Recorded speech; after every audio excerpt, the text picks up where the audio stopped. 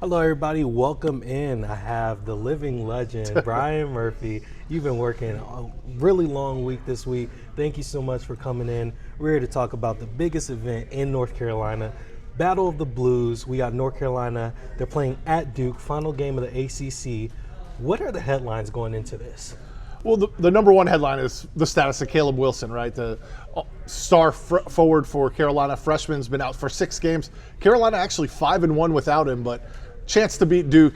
Probably need Caleb Wilson in the lineup. Of course, he fractured his left hand against Miami, has been out ever since, and still not sure if he's going to be able to play in this game. Probably the only time for Caleb Wilson to play in Cameron Indoor Stadium, so really hate for him to miss it, but uncertain. He hasn't been cleared for 5-on-5 practice yet, and so that's the number one headline. The number two headline, can Duke avenge that loss at Carolina?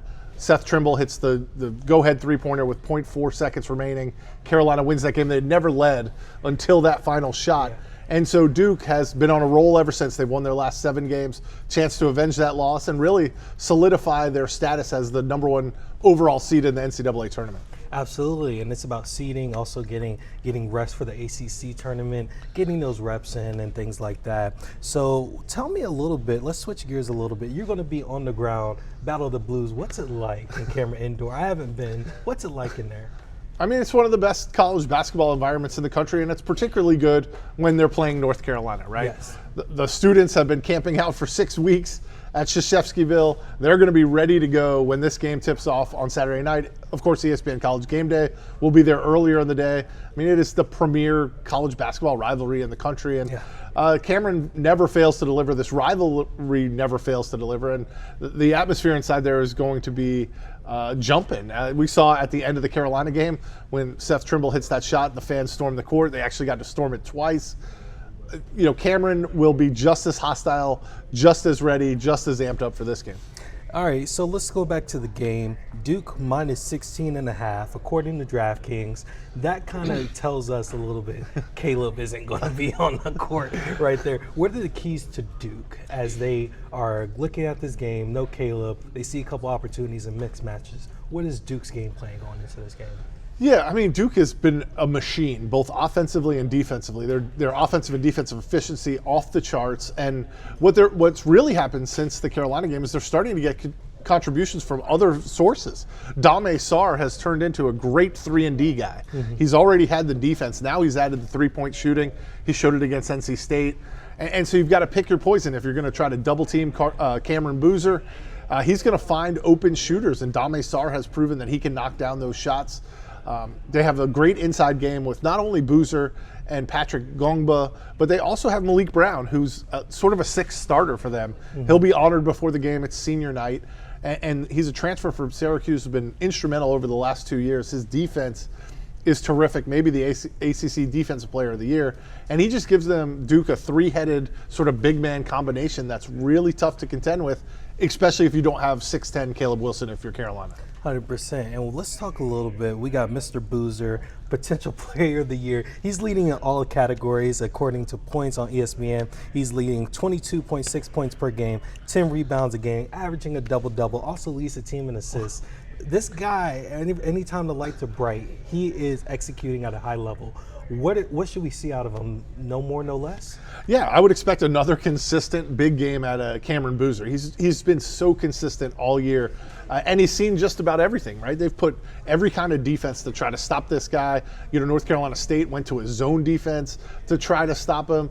Duke has run a lot of its offense through Cameron Boozer out on the perimeter. One reason he has all those assist totals. Mm-hmm. But he's just been, you know, a metronome. He just puts up a double-double every game, very consistent, workmanlike. And John Shire has talked about this all year. When it comes to winning, that is Cameron Boozer. Like he's won in high school. He won on the AAU circuit. He's won everywhere he's been, and he's just all about winning. Whatever it takes for Duke to win, whether that's scoring, rebounding, assisting, Cameron Boozer is going to deliver it for Duke, and that's why they're the number one team in the country. And it's so crazy growing up watching his father, seeing his son can now beat him one-on-one probably in a basketball game. Let's talk about the keys for UNC. UNC wasn't favored on the first go-around, correct? And obviously they're not favored now, minus 16.5 according to DraftKings. What are the potential things that UNC needs to do for an upset? Yeah, I mean, Henry Vasar is going to have to play a big role in this. He's their big man. He's their leading scorer without Caleb Wilson. And, when they didn't have either Wilson or Vasar, they got blown out by NC State. But having Vasar in the lineup really gives them at least a fulcrum of the offense. And then they're going to need the role players, guys like Bogovac, guys like Trimble, guys like Jonathan Powell, who's been shooting the ball well of late.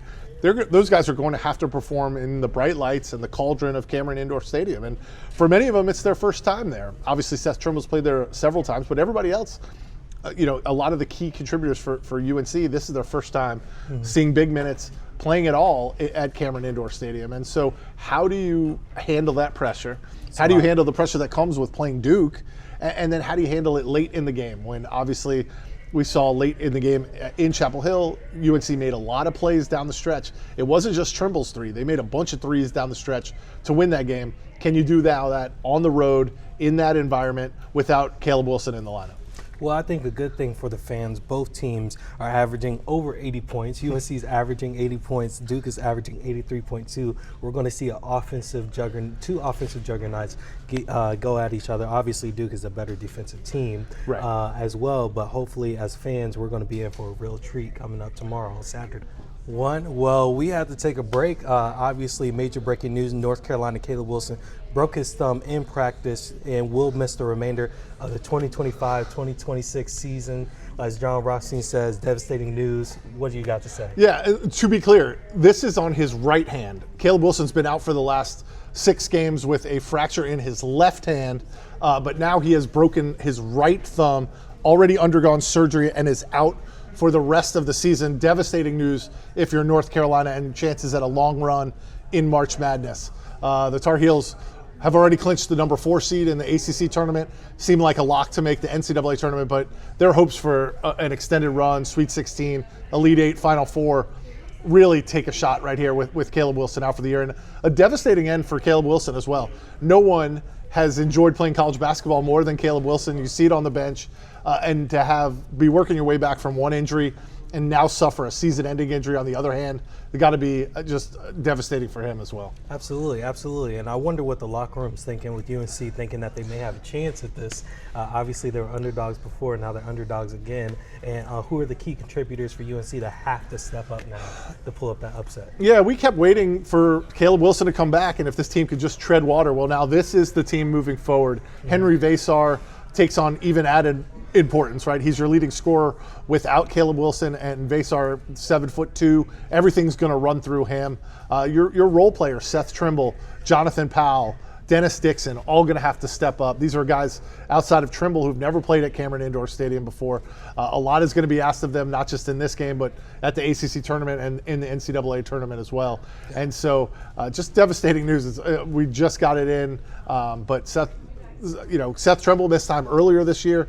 Caleb Wilson has missed time. Vasar has missed time. This team's dealt with injuries throughout the year, but to lose Caleb Wilson for the rest of the year, really tough news. Yeah, definitely. This is some bad luck for Hubert Davis as he's still fighting for the job, fighting for UNC, trying to adjust and make things happen. And, injuries have just been kind of all over the country this year as well. My hometown team, Alabama, has been having tons of injuries as well. So Duke is going to be more so business as usual? Yeah, I mean, Duke's already clinched the number 1 seed in the ACC tournament. They're fighting for that number 1 overall seed in the NCAA tournament, almost assured of a 1 seed, but they want that number 1 overall. They can dictate their path, likely through Greenville, South Carolina, and then Washington, D.C. before, if you're a Blue Devils fan, hopefully you get to Indianapolis for the Final Four.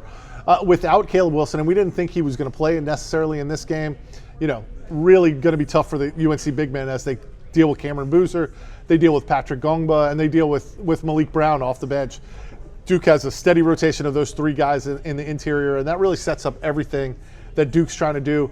I've been really impressed with the emergence of Dame Sarr early in the year, a great defender, and you're going to see him matched up on Carolina wing players. But he's been hitting those corner threes. He hit 3 of them against NC State in that blowout victory.